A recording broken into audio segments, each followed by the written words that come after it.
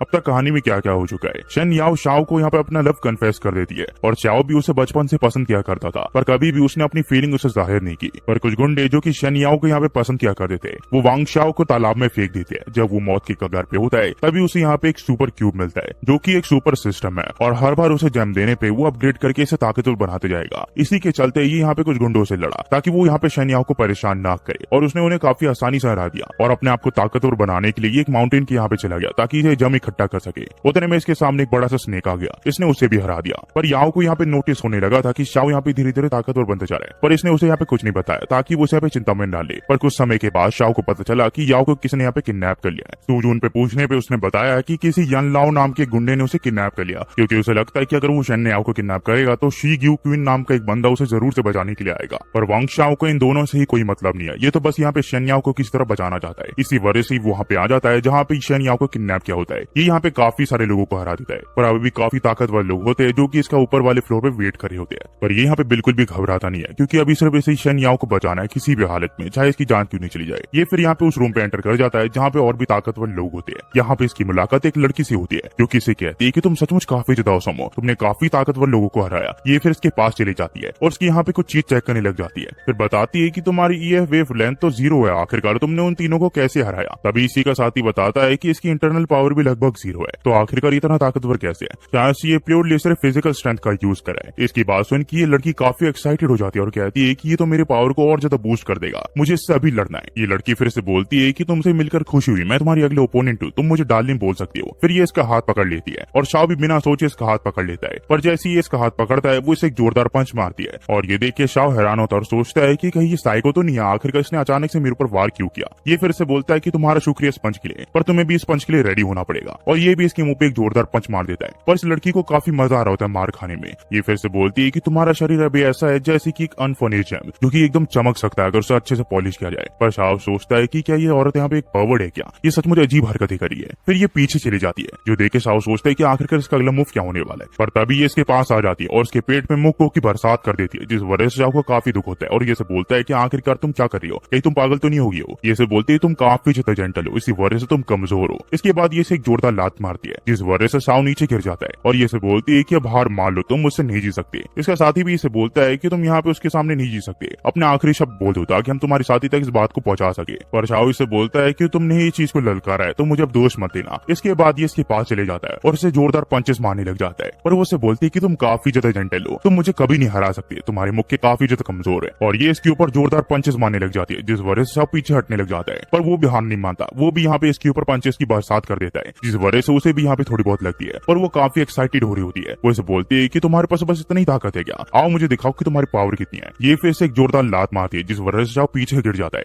ये फिर यहाँ पे एक भेड़िए की तरह बिहेव करने लग जाती है, साथ ही साथ इसके नाखून भी बड़े हो जाते हैं। पर यहाँ पे वो आदमी इसे रोक लेता है और इसे बोलता है कि डार्लिंग तुम्हें अपने आप पे काबू रखना चाहिए, प्लीज अपने यहाँ पे पावर्स को एक्टिव मत करो वरना हम यहाँ पे प्रॉब्लम में फंस जाएंगे। पर ये बोलती है कि तुम इससे दूर हटो, ये एक बड़े टॉनिक की तरह है और मैंने तुम्हें इस बारे में कहा था, अगर मैं इसे खत्म कर देती हूँ तो हम यहाँ पे फ्री हो जाएंगे। चलो देखते हैं कि इसके अंदर अभी भी कितनी ताकत बाकी है। और ये शाओ के अचानक से पास आ जाती है और अपने पंजों से इसके शरीर के ऊपर वार करने लग जाती है, जिस वजह से इसका खून बहने लग जाता है। पर ये फिर अचानक से इसकी घाव को चाटने लग जाती है। ये देख के शाओ को अजीब लगता है और कहता है कि तुम सचमुच एक वियर्डो हो। ये फिर एक लोहे की रॉड निकाल देता है, सोचता है कि वो इसे हरा देगा, पर यह पहले से भी ताकतवर हो चुकी होती है। इसी वजह से शाओ यहाँ पे कुछ भी नहीं कर पा रहा होता। वो सोचता है कि आखिरकार अब मैं क्या करूँ, मुझे कुछ ना कुछ करना पड़ेगा। ये ताकतवर भी है और इसकी स्पीड भी काफी ज्यादा है, कुछ देर पहले ये इतनी ताकतवर नहीं थी। इससे लड़ते हुए लग रहा है कि मैं एक नए पर्सन से लड़ रहा हूँ पहले वाले से। ये फिर दोबारा से इसके ऊपर हमला कर देती है और शाओ इसके हमले को डॉज करने के अलावा कुछ नहीं कर पा रहा होता। तभी ये बोलती है कि लगता है मैं पैराडाइज में आ चुकी हूँ, और ये अपनी पूरी पावर्स को अनलीश करने लग जाती है। ये चीज देख के इसका जो साथी होता है वो यहाँ पे कुछ एक्यूपेंचर्स का यूज करता है और इसके ऊपर फेंक देता है। जैसे ही वो उसके शरीर पे लगता है वो एक जगह रुक जाती है और कुछ भी नहीं बोलती। ये चीज देखने के बाद शाओ सोचता है कि आखिरकार ये सब चल क्या रहा है और उसने उसके ऊपर एक्यूपेंचर क्यों मारे। पर तभी ये देखता है कि जो डार्लिंग होती है उसका शरीर वापस से नॉर्मल ह्यूमन जैसा हो जाता है। ये चीज देख के शाओ सोचता है कि ये सचमुच एक मॉन्स्टर है, अगर ये इतनी बड़ी प्रॉब्लम क्रिएट कर सकती है तो अगर वो ओल्ड मैन यहाँ पे मुझसे लड़ने के लिए आया तो पता नहीं कितनी बड़ी प्रॉब्लम क्रिएट हो जाएगी। और ये एकदम सही अपॉर्चुनिटी है, मैं इनके ऊपर हमला कर देता हूँ। पर इससे पहले ये इनके ऊपर हमला करता, वो ओल्ड मैन अपनी मैजिक का यूज करके इसके ऊपर हमला कर देता है और ये एक जगह रुक जाता है। वो ओल्ड मैन फिर सोचने लग जाता है कि मुझे लगा नहीं था कि कोई इतनी जल्दी लेवल अप कर देगी इस लड़के से लड़ते हुए। ओल्ड मैन फिर शाओ को बोलता है कि चलो जल्दी इसे खत्म कर देता है ताकि मैं भी यहाँ से जा सकूं। शाओ इसे बोलता है कि तुम्हें सचमुच लगता है कि तुम मुझे हरा सकते हो, तुम्हें देख के तो लगता है कि तुम ताकतवर हो, पर मेरे हिसाब से तुम कुछ भी नहीं हो। इसकी बात सुन के ओल्ड मैन यहाँ पे भड़क जाता है और उसके ऊपर अचानक से हमला कर देता है। इसी तरह शाओ यहाँ पे क्यूब का सहारा लेके इसे डॉज कर देता है, पर तभी ओल्ड मैन देखता है कि जो डार्लिंग होती है उसकी तबीयत खराब हो रही होती है और इसे ऐसा देख कि इसके शरीर में एनर्जी ठूसने लग जाता है ताकि वो यहाँ पे और इवॉल्व ना करे। आखिर में शाओ को बोलता है कि तुम यहाँ पे एक लड़की को यहाँ पे रेस्क्यू करने के लिए आए हो ना, वो ऊपर है, तुम उसे जाके रेस्क्यू कर सकते हो, मैं तुम्हें छोड़ रहा हूँ। पर शाओ इसे बोलता है कि इसका मतलब तुम हार मान रहे हो क्या, और अगर तुम हार मान रहे हो तो तुम्हें क्या लगता है तुम्हारे ऑर्गेनाइजेशन तुम्हें छोड़ देगी क्या? मुझे अच्छे से पता है कि तुम मुझे बेवकूफ बना रहे हो, अगर तुम्हें हार माननी है तो जल्दी से हार मान जाओ और मेरे ऊपर पीछे से अटैक करने की हिम्मत बिल्कुल भी मत करना जब मैं यहाँ पे चीजों को नहीं देख रहा हूँ। इसकी बात सुनने के बाद ये सोचता है कि अगर डालेंगे इस हालत में नहीं होती तो मैं कभी भी इससे हार नहीं मानता, पर मुझे कुछ भी करके यहाँ से निकलना है इसे लेकर। वही शाओ सोच रहा होता है कि इसमें कोई गारंटी नहीं है कि ऊपर जाके अचानक से मेरे ऊपर हमला कर दे, तो बेटर यही रहेगा कि मैं इससे गारंटी ले लूं।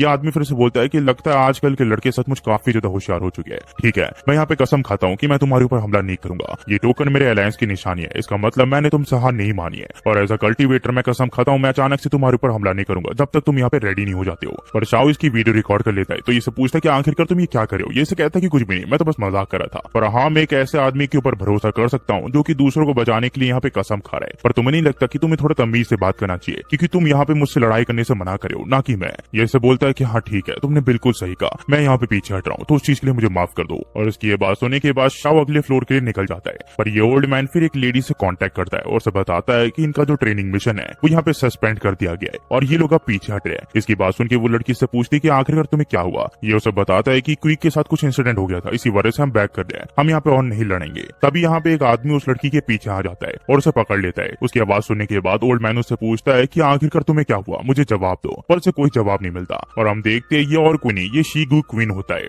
सीन फिर यन लाओ के यहाँ पे जाता है जो कि यहाँ पे चू मोशन से पूछता है कि आखिरकार तुम कहाँ पे जा रहे हो। वो उसे कहता है कि यंग मास्टर शायद से आपको पता नहीं है, पर आपके जितने भी असैसिन्स थे उन सभी को यहाँ पे हरा दिया गया है, अपने अंकल से इस बारे में पूछे। और यन लाओ जब अपने अंकल से पूछता है तो वो उसे बताता है कि हाँ यंग मास्टर, हमारी जितने भी असैसिन्स थे उन सभी को यहाँ पे हरा दिया गया है, इसी वजह से आपको जल्दी से यहाँ से निकलना पड़ेगा वरना प्रॉब्लम आ जाएगी। इसकी बात सुन के ये बोलता है कि शायद से ये शिनगुई क्वीन होगा, मुझे किसी भी हाल में उसे हराना है। पर ये आदमी उसे बोलता है कि शिगुई क्वीन को यहाँ पे भूल जाओ, मेरे पास एक नया टारगेट है और मैं अभी उसे हराने के लिए काफी ज्यादा एक्साइटेड हूँ। तभी उसका अंकल उसे बताता है कि मिलियंस ऑफ अलायंस वालों ने उस लड़के के साथ यहाँ पे कसम खा ली, इसी वजह से वो लोग यहाँ पे उसके ऊपर हमला नहीं कर सकते। इसकी बात सुन के ये और गुस्सा हो जाता है और उसे बोलता है कि मैं यहाँ से नहीं हटूंगा जब तक मैं उसे यहाँ पे पकड़ ना लूं। ये फिर चूमाशान को बोलता है कि तुम मेरी मदद करोगे ना उसे हराने के लिए, मैं तुम्हें इस चीज के लिए 3 गुना पेमेंट देने के लिए तैयार हूँ। पर इस बात से उसकी डॉल गुस्सा हो जाती है और उसके ऊपर हमला कर देती है। इससे पहले इसे कुछ भी होता उसका अंकल यहाँ पे उस हमले को रोक देता है और उसे बोलता है कि तुम हर बार अपने पैसे का घमंड नहीं कर सकते, ना ही तुम मुझे ऑर्डर दे सकते हो पैसे का यूज करके। इसका अंकल फिर समझाता है कि हम उसे ऑफेंड करने की हिम्मत नहीं कर सकते यंग मास्टर, आपको पता होना चाहिए कि वो यंग प्रोनियस ओमिनियस मैनक क्या।